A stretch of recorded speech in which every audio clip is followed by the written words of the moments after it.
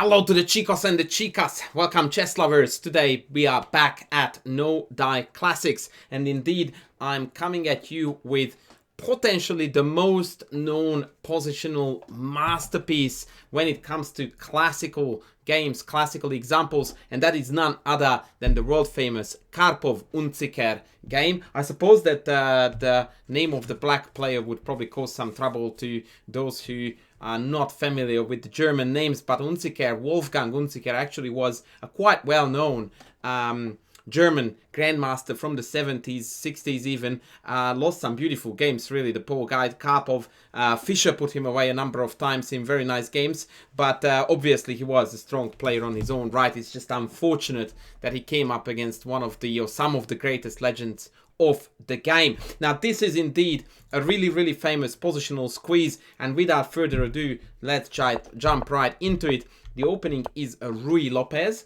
Not really a surprise when it comes to classical games, legendary classical games, and especially legendary classical positional games, because Ruy Lopez is good for you.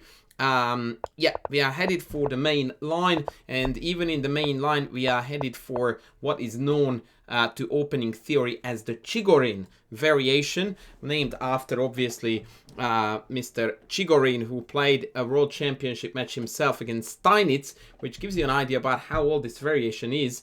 Of course, one of the most known ways to contest the Ruy Lopez is this idea. Up to date, one of the most popular one, by the way. Queen c7, knight d2, and this is where we arrive at a crucial crossroad.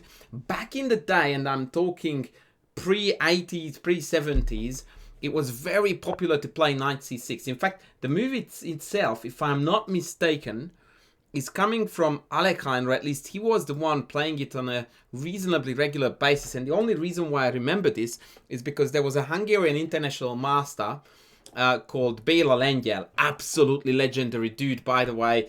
If you ever spent time around the guy who had cracking sense of humor and a marvelous talent for the game, beautiful attacking chess, he was one to spend some time with. So this guy was obsessed with Alekhine, and he played Alekhine's repertoire like for like, every single opening. And so he played this a lot too, even though it didn't suit his style, because it's a very passive setup. And later on, Alekhine also dropped it, by the way. But this one was sort of his go-to opening, the Hungarian IM, that is, knight c6. The issue here is at hand that after knight c6, d5 gains significant space in the center with a tempo, and that's the problem. Modern theory overrode this by first taking on d4 and only then playing knight c6, which of course opens up an entirely new possibility after d5, which is the knight b4 move. And after bishop b1, black plays a5 and beautifully reroutes this knight to c5 with a perfectly fine position. Black has nothing to worry about. Needless to say that without the take on d4, this is no bueno, because after d5 I can't go to b4. And so here both knight a5 and knight d8 were played frequently once again back in the day. Unzicker chose knight d8. I will talk about this move a little bit more when we get to the pointy end of the business. Karpov strikes immediately with a4. This is a move that you see in a lot of Ruy Lopez games, and you don't see it in many others, and usually people get confused about when to throw it in and when not. This is a textbook case of when it's really effective. Like, this is really how you learn. This is the when to play a4 101, and that is that the rooks are severely disconnected, like not even free moves. Even if you give me free, oh actually no, I can connect them in two, but that comes at the cost of putting the knight at a very stupid square. And so after a4, I'm immediately threatening to take. They are not threatening to take because that would isolate the pawn. So now black has a new issue, and the only way to solve that is to play rook b8, which in turn means that now white has conquered the a file, or at least has the chance to do so. Karpov indeed took on b5, and after takes back played b4. Again, this is a very effective move here against the d8 knight, that now if it came to b7 has nowhere to go. And that's exactly the story, by the way, if this knight comes here Then you play b3 to deny the knight from coming in here. Should you play knight f1? And let's say you play knight f1 and the knight drops back to b7. Now you take a waiting stance, and when they push c4 with the idea of take and liberating the knight, you go like nay nay, b4. And that kills this knight entirely. The ugliest dude in the house is that knight that again has nowhere good to go. And because of after b7 the only route is to go to d8, hence this knight d8 move became, well, popular-ish amongst those who fancied this variation. By the way, Spassky survived this position against Karpov once, just FYI. So take b4 was played, knight b7, and now I'm going to talk a bit about knight d8. There was another variation very famously known, or another idea I should rather say. So for example, if white opted to play knight f1 here, a lot of players on the black side deployed this incredibly crazy setup with the knights, that they would play g6, then put the knight on g7, fianchetto knight for those who like a little bit of extra layer of passivity, and then the other knight would come to f7, and black would bank on this extremely horrendous 7th rank tragedy. But as much as it looks ugly as sin, it is a very sturdy setup that is not so easy to break up. The engine frowns upon it, of course, because it gives white so much space to work with, but it's not weak per se. You really have a hard nut to crack in shape of this position. So that was the other attraction back in the day for those who really like passive chess, to just bunker up and hope for the best. So going back, rook b8, take b4, knight b7, knight f1. The knight almost always goes to f1 in the Spanish to reroute to g3, allowing the bishop to come to e3.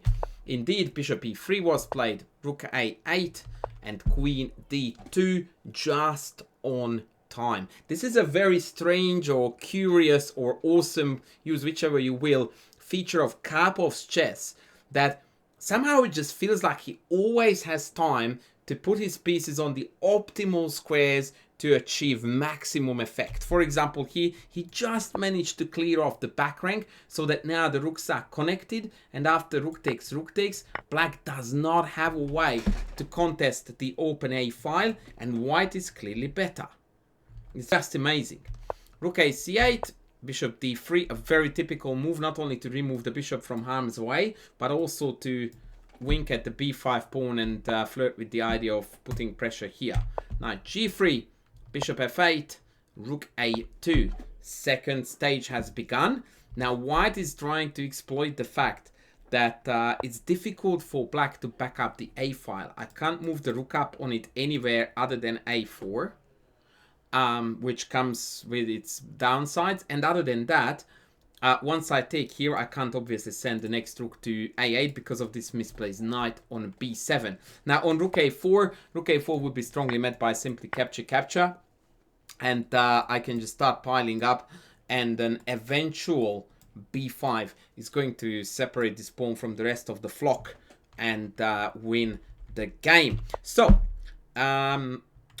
Unzicker played c4, and the really cool moment is about to come here, because Karpov dropped back to b1, and the engine doesn't like it. The engine wants white to either play bishop e2 or bishop f1. And I went like, I wonder why that is. And this is typically one of those questions where you could easily come to the conclusion that no idea, because neither seems particularly good or bad. So I tried to justify it. The idea behind bishop e2 or f1, of course, at first sight, it appears to be that now we have access to the a file with the other rook. What I think went down in Karpov's head was that even though I'm going to conquer the a file, that alone is not going to win the game for me. And that's actually a theme. So I'm a bit of that's a spoiler, but many of you would know the game anyway. So I need stuff on the king side. And so for me, it's good enough to take back with the queen, which is then going to conquer the a file, but I still might want to do some kind of damage on the king side, for which I will need the rook, for example, on the f file. So a plan like knight h2 and then rook f1 and then f4 is very typical in many variations on the Spanish. This is no exception.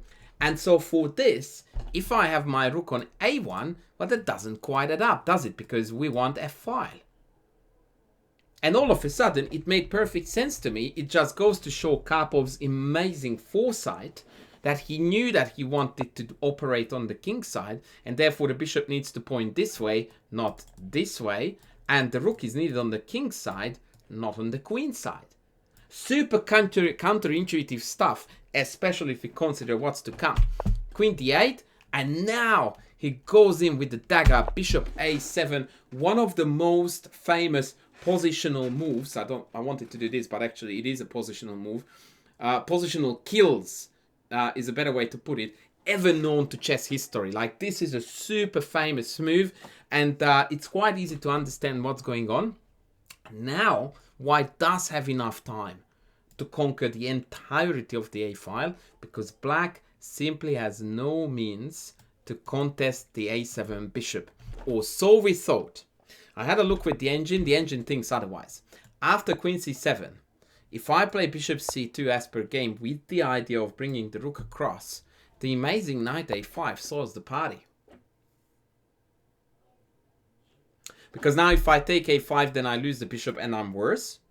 So that's out of the question. If I take the knight like this, then I still lose the bishop and I definitely am not better. And if I pull the bishop back, then knight b3, and the dead knight has resurrected itself, and it actually stands quite respectably on b3. So I'm really curious what Karpov would have done had Unzicker played here queen c7 back instead of knight e8, which was extremely passive. And now the action is on. Bishop c2, knight c7, another utterly misplaced piece, by the way, and rook a1, full control of the file. Now, when I said it's utterly misplaced, he didn't play because he was a miserably poor player who wanted to lose the most spectacular positional game. No, he's covering a8, so he can trade masses of pieces on the a file. It makes perfect sense, it just looks miserable. Queen e7, bishop b1, Karpov is setting everything up for perfection. Bishop e8 back, Unzicker is waiting for stuff to happen.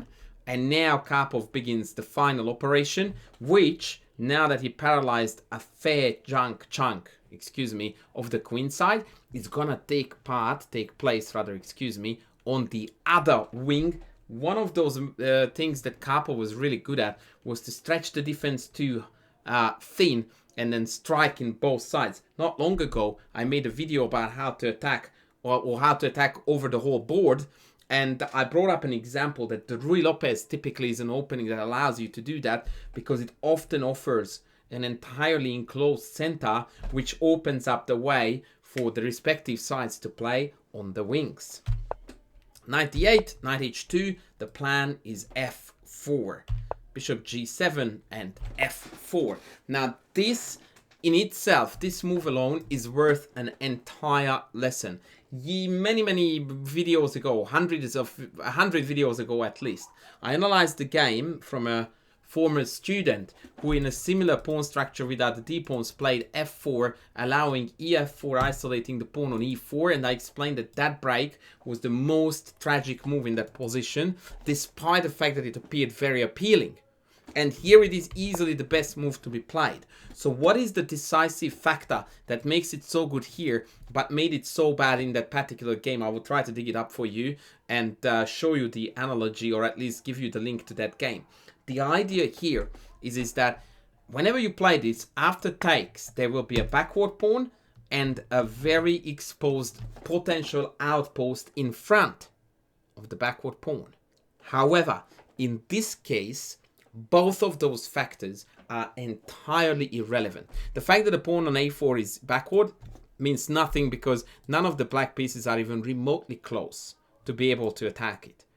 The e5 outpost usually really does sting a lot, which is why one is so reluctant to break with f4. However, again, the knights are exactly 75 individual moves away from getting to e5. In a regular Ruy Lopez, this knight, I will just play a move for white here just so that I can demonstrate the point. This knight would be here. I wish I could make it stay here. And this knight would be here, meaning ready to jump in and conquer the heck out of those dark squares. And black would be in a significantly better spot. In fact, probably favorable compared to this game, where black cannot possibly contest any of the central squares. Knight f3, knight d4, or even bishop d4 coming back, and even e5 break is a realistic plan to play for. And that's why, after f4, Unzicker played f6. Karpov immediately went after the new target, which was the g6 pawn, and creating a sort of a King's Indian structure, where now we want to attack on the king side. And because of everybody's parked over here, absolutely tied down by the bishop-rook combo, he just chose to close the position down, but exactly by doing that, he just landed in a dead loss position. Now, what to do? When you are playing a maneuver type of position, almost always the best question to ask from yourself is, which one is my worst piece?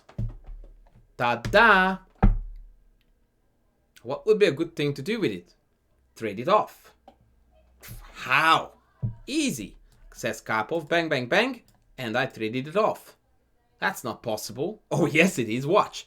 Bishop c2, bishop f7, knight g3. Bang, bang.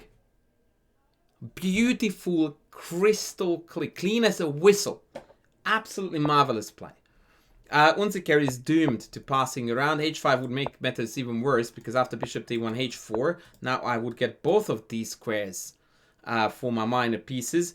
It would require a little bit of rerouting, but this would be even worse. Plus, once I drop back, now I can open up the king side with g3, and the rooks will be very quick to join the fray. So, game went knight b7, bishop d1, and tada. And now, the white pieces, it's quite insane. Like, from here on out, like in a blink of an eye, it's going to be over. We trade this off, and all the white pieces are just going to somehow penetrate in those 3 weak squares. It's unbelievable. Watch this. Queen e8, queen d1. Just to make it look very sadistic, because queen e2 would have made it look like we are aggressive, but no. Knight d8, rook a3. I suppose that this may have had to do with the fact that it's move 37, so they needed to make it to 40 to time control. King f8, rook a2, guaranteed, 100%. King back, knight g4. Now that's a dirty one on 39, because now after take, of course we have knight takes f6, picking off the queen. But after king f8, he actually relocated the knight from here to here. And now that we have made it to 40 and the players settled down, extra hour on the clock, Karpov goes in for the kill, which he could have done 4 moves ago. Watch this. Bishop takes, knight takes, queen in, and like I said, queen g6, knight g4, knight h5, see ya. So Unzicker goes like, okay, let's trade queens and I will be fine. No, brother, you won't. Queen g6, a very, very nice, again, positional touch. It seemingly creates a very weak pawn. The reality is that nothing can attack it, and the 2 knights are going to move in for the kill like this. And it's absolutely unstoppable. Dead even material, end game, the engine gives +9. That's what positional destruction can get you. So Unzicker, instead of taking played king f8, but after knight h5, he realized that it's still +9, and so he threw in the towel. To give justice to the genius of the move bishop a7, the cleanest finish according to the engine after a move like queen f7 is to finally reveal the power of the a file, and after takes, go in for the kill with rook a7, against which the only remedy is to play knight e8, when we only need to play 2 more moves to complete the back rank fest. But even that doesn't solve the problem. Knight a7 and rook a7, and now this is all she wrote. Can I go for a fullback? Nah. Okay, unfortunately after bishop d8 it's over, and then the knight comes in. But I'm joking, of course. This is already all over. I can take g7 and then take all these pawns. It's beautifully, absolutely done, dusted. This is the very famous, legendary Karpov Unzicker from the No Die Classic series. There was a lot of positional ideas there. I hope I give them justice by spending a bit more time than I usually do. I hope you guys like this video. I'm going to add the link for this game in the description so you can go through the game yourself and appreciate the absolute beauty that Karpov played this game with, and I look forward to seeing you in the next video. In the meantime, don't forget to check out my shorts, which I started uploading. Most of the times they are stream highlights, but there will be some educational stuff there too. Don't forget please to sub, to like, to super thank me, and I will see you in the next video. Bye!